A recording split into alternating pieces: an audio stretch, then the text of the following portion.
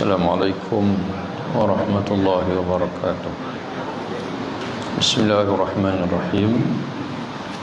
Alhamdulillahi rabbil alamin. Wassalatu wassalamu ala rasulillah an-nabiyil amin wa ala alihi wa ashabihi wa man walahu. Allah Subhanahu wa taala berfirman, A'udzu billahi minasyaitonir rajim. Bismillahirrahmanirrahim. Bismillah. Wa idz qala Isa bin Maryam, dan ingatlah ayat yang ke-6. Dan ingatlah tak kala Nabi Isa alaihissalam berkata, "Ya Bani Israel, wahai anak-anak keturunan Israel," iaitu hari ini dikenali dengan orang-orang Yahudi. Dalam Al-Quran, kedua-dua istilah ini kita akan temui. Ada ketika Allah menyebutkan Bani Israel dan ada ketika Allah Ta'ala menyebutkan Al-Yahud. Israel ini panggilan kepada Nabi Yaqub alaihissalam. Dan panggilan dia itu adalah Israel. Jadi Bani Israel bermakna Israel, anak cucu Nabi Yaqub alaihissalam. Mereka merupakan bangsa yang paling banyak dikurniakan Allah dengan Rasul. Anak-anak bermula daripada Nabi Yaqub. Yaqub itu adalah bapa yang menjadi asal usul keturunan mereka. Dan kemudian Nabi Yaqub merupakan cucu Nabi Ibrahim alaihissalam. Nabi Ibrahim ada dua orang anak, merupakan Nabi Ismail. Daripada Nabi Ismail turun ke bawah sampailah kepada Nabi kita Muhammad sallallahu alaihi wasallam. Lebih kurang 2000 tahun.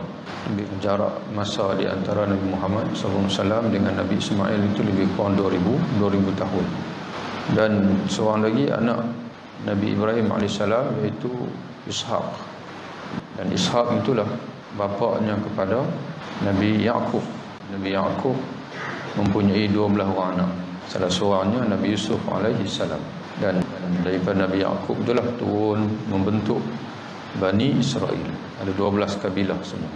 Jadi sebab itu apabila mereka selamat daripada Firaun yang terdampar di padang pasir, mereka memerlukan air, maka Allah Ta'ala berkata kepada Nabi Musa alaihissalam, "Idrib bi'asakal hajar fanfajarat min husnata asyrata aina." Wahai Musa, pukullah dengan tongkat kamu itu akan batu tersebut, fanfajarat, maka terpancarlah daripada batu itu 12 mata air. Mana setiap kabilah itu satu mata air. Jadi tuan-tuan sekalian, Nabi yang terakhir daripada Bani Israel iaitu Nabi Isa alaihissalam. Itu Nabi yang terakhir. Namun orang-orang Yahudi menolak kenabian Nabi Isa alaihissalam. Dan daripada Nabi Isa ini lahirnya Nasara, agama Nasara, ataupun hari ini disebut dengan Kristian. Dan sebab itu dalam i'tiqad kita orang Islam, Nabi Isa alaihissalam dia tak mati, dia diangkat oleh Allah ke langit. Tapi dalam i'tiqad orang Kristian, orang Nasara, Nabi Isa mati disalib. Sebab itu mereka guna lambang salib itu untuk memperingati Nabi Isa alaihissalam. Bila tanya mereka siapa yang membunuh Nabi Isa alaihissalam, maka mereka jawab orang Yahudi. Orang Yahudi lah yang membunuh dia.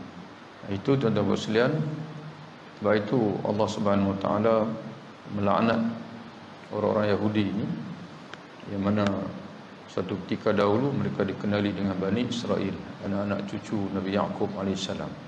Dan sekarang ini dikenali dengan Yahudi. Jadi mereka ini dilaknat oleh Allah, di antaranya kerana mereka membunuh nabi-nabi mereka. Nabi Yahya dibunuh. Sebelum itu ayah kepada Nabi Yahya itu Nabi Zakaria pun mereka bunuh. Nabi Yahya pun mereka bunuh. Dan sebab itu Nabi Muhammad SAW pun mereka rancang untuk membunuh.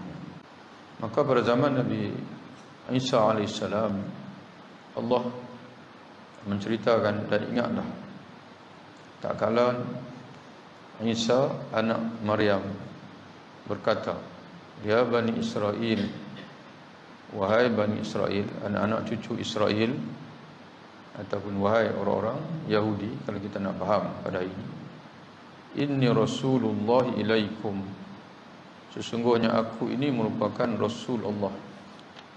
Rasul yang utusan, yang diutuskan oleh Allah Subhanahu wa taala kepada kamu.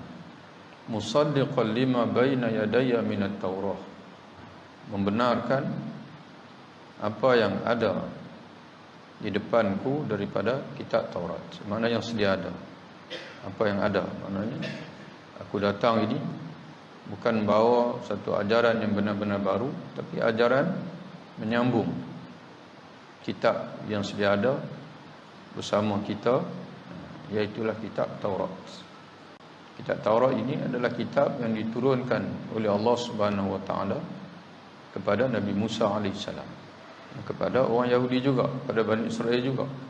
Kemudian turun Nabi Isa alaihissalam, Allah berikan kepada dia kitab yang baru, bukan memansuhkan kitab Taurat, tidak, sebagai pelengkap kepada kitab Taurat.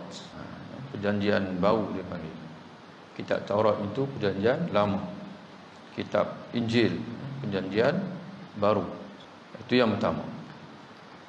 Wa mubasysyiran bi rasulin, dan juga sebagai pemberi khabar gembira, bi rasulin, dengan seorang rasul, ya'ti min ba'di ismuhu, yang akan datang selepasku, ismuhu Ahmad, yang namanya adalah Ahmad, iaitulah nama lain kepada Nabi Muhammad SAW.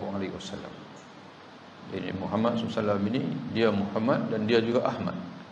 Yang kedua itu memberi makna yang hampir sama daripada kata alhamd, yang memuji, yang banyak memuji Allah, dan juga yang dipuji oleh Allah Ta'ala. Innaka la'ala khuluqin azim. Jadi Nabi Muhammad adalah orang yang paling banyak memuji Allah. Alhamdulillahirabbil alamin. Sebab itu di akhirat nanti panji-panji Nabi Muhammad SAW adalah liwa'ul hamd. Bila berada di mahsyar, setiap nabi-nabi ini ada panji-panji dia sendiri, dan Nabi Muhammad SAW panji-panjinya adalah panji-panji alhamd, syukur. Jadi daripada panji-panji itulah kita tahu, insya-Allah. Jadi begitulah juga tuan-tuan sekalian, kita salat, kita baca Fatihah, ayat yang pertama dalam surah Al-Fatihah, sebagian ulama menyatakan bismillah, dan sebagian ulama menyatakan alhamdulillahi rabbil alamin. Adapun bismillah itu adalah ayat yang diturunkan Allah sebagai pembuka kepada semua surah dalam Quran, kecuali satu surah, iaitu surah Al-Bara'ah, surah Bara'ah atau surah At-Taubah. Jadi tiap-tiap hari kita akan sebut alhamdulillahi rabbil alamin. Dan sebab itu kita ni adalah umat tahmid. Nama Nabi kita Muhammad SAW, Ahmad, mana yang terpuji, ataupun yang paling memuji, yang paling banyak memuji, ataupun yang paling dipuji. Kalau kita nak faham yang paling banyak memuji, mana dialah yang paling banyak memuji Allah. Dan kalau kita nak faham Ahmad dengan yang terpuji, yang paling dipuji, mana dia dipuji oleh Allah, dia dipuji oleh Allah Ta'ala sendiri. Innaka la'ala khuluqin azim, sesungguhnya engkau ya Muhammad benar-benar berada di atas akhlak, kepribadian yang agung. Jadi Nabi Isa AS dia kata, aku ni Rasul Allah yang datang untuk mengesahkan, musaddiqan, membenarkan kitab yang sedia ada ketika kedatanganku ini, iaitu Taurat. Dan yang keduanya untuk menyampaikan khabar gembira dengan kedatangan seorang Rasul, yang Rasul akhir zaman selepas aku, yang namanya adalah Ahmad. Jadi seolah-olah Nabi Isa AS ini, dia adalah perantara dengan Nabi sebelum dan juga Nabi yang selepas dia, Nabi akhir zaman. Dan dia beritahu kepada umat dia, Bani Israel, orang Kristian, bahawasanya selepas kematian, selepas ketiadaanku ini, maka kamu hendaklah beriman dengan Nabi yang akhir zaman yang datang selepas kedatanganku, dan mana aku beri khabar gembira dengan kedatangan dia, iaitulah Muhammad ataupun Ahmad.